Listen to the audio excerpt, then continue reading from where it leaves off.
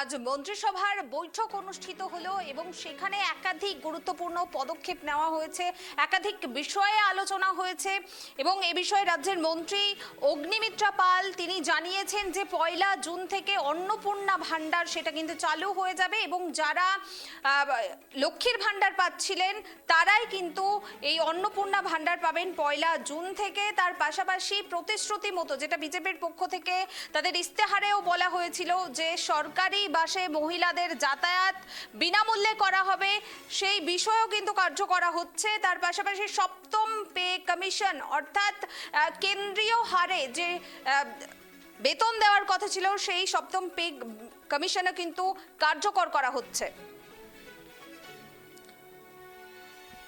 বিস্তারিত জানবো এই মুহূর্তে আমার সঙ্গে সরাসরি রয়েছেন আমাদের প্রতিনিধি দেবযানী। আজকে মন্ত্রিসভার বৈঠকে ঠিক কি কি সিদ্ধান্ত নেওয়া হলো, কি কি আলোচনা হলো?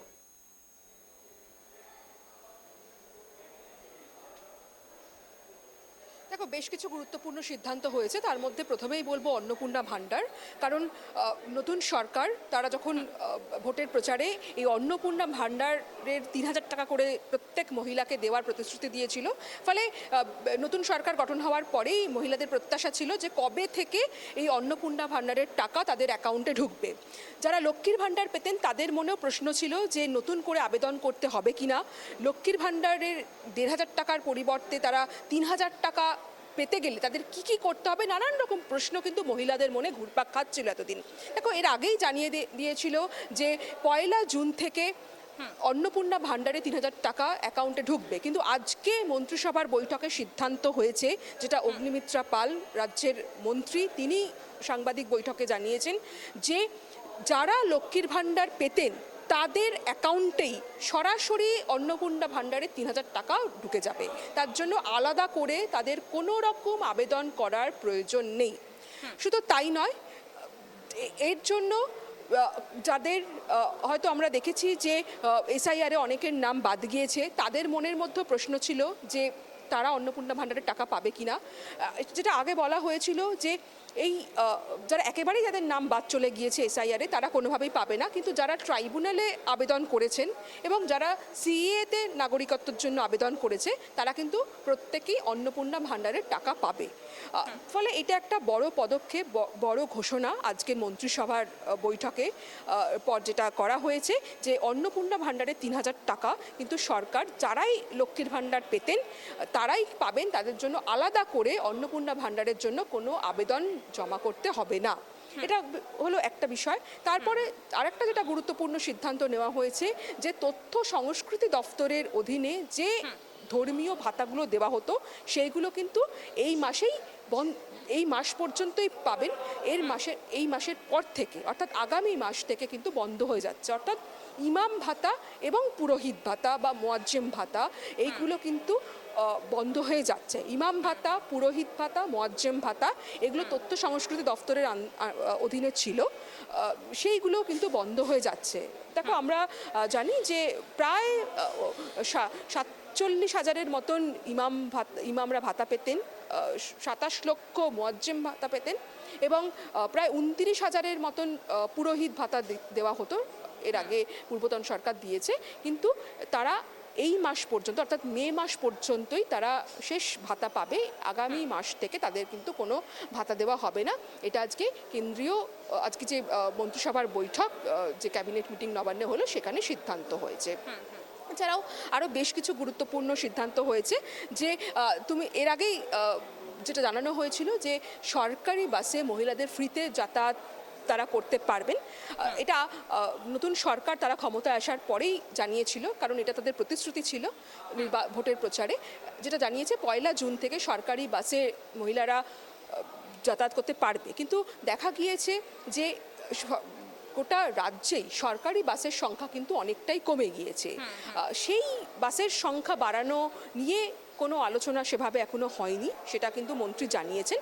তবে তারা প্রাথমিকভাবে নজর দিচ্ছে, যেহেতু সামনে বর্ষাকাল, যেহেতু এই মুহূর্তে মানে পুরসভাগুলো এর আগে যে পূর্বতন সরকারের অধীনে যে পুরসভাগুলো ছিল তারা অনেক জায়গায় দীর্ঘদিন ভোট হয়নি, এবং অনেক জায়গায় ঠিকমতো পুরো পরিষেবা দেওয়া হয়নি, সেই অভিযোগও বারংবার উঠেছে। ফলে এই সরকার তারা ক্ষমতা এসেই কিন্তু পুরো পরিষেবায় জোর দিতে চাইছে। যেহেতু সামনে বর্ষাকাল, তাই তারা ড্রেনেজ সিস্টেম অর্থাৎ নিকাশি ব্যবস্থার উপর জোর দিতে চাইছে।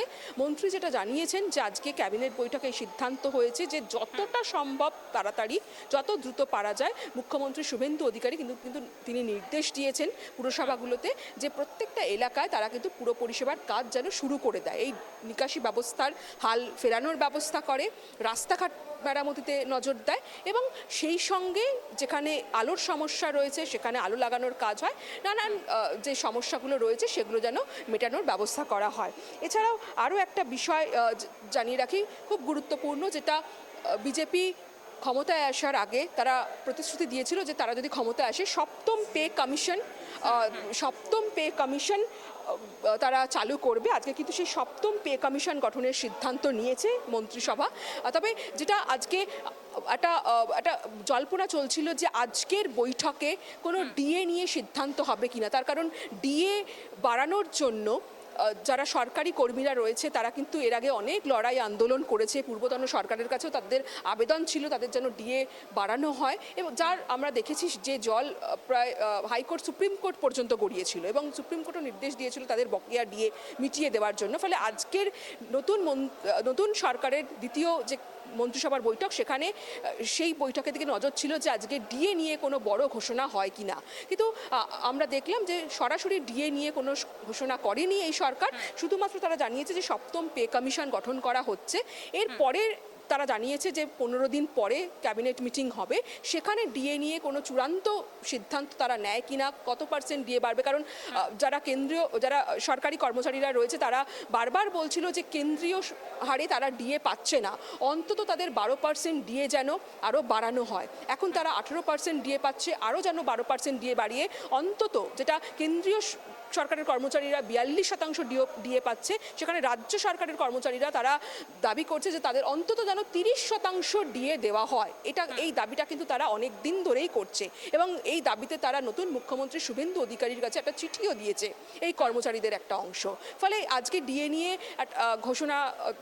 নিয়ে কোনো সিদ্ধান্ত হয়নি, সেটা কিন্তু মন্ত্রী জানিয়েছেন। তবে এখন দেখার বিষয় যে পরবর্তী ক্যাবিনেট মিটিংয়ে ডিএ নিয়ে কোনো চূড়ান্ত সিদ্ধান্ত নেয় কিনা, তার কারণে ডিএর দিকে প্রচুর যারা সরকারি কর্মীরা রয়েছেন তারা কিন্তু তাকিয়ে রয়েছে। কোনামি, বেশ, ধন্যবাদ দেবযানী। অর্থাৎ আজকে ক্যাবিনেটের বৈঠকে, মন্ত্রিসভার বৈঠকে একাধিক গুরুত্বপূর্ণ পদক্ষেপ নেওয়া হলো। প্রথমেই যে পদক্ষেপ নেওয়া হয়েছে অন্নপূর্ণা ভান্ডার, অর্থাৎ 1 জুন থেকেই কিন্তু যারা লক্ষ্মীর ভান্ডার এতদিন পাচ্ছিলেন তারা অন্নপূর্ণা ভান্ডার পাবেন। তার পাশাপাশি আরও সিদ্ধান্ত নেওয়া হয়েছে যে সমস্ত ভাতাগুলো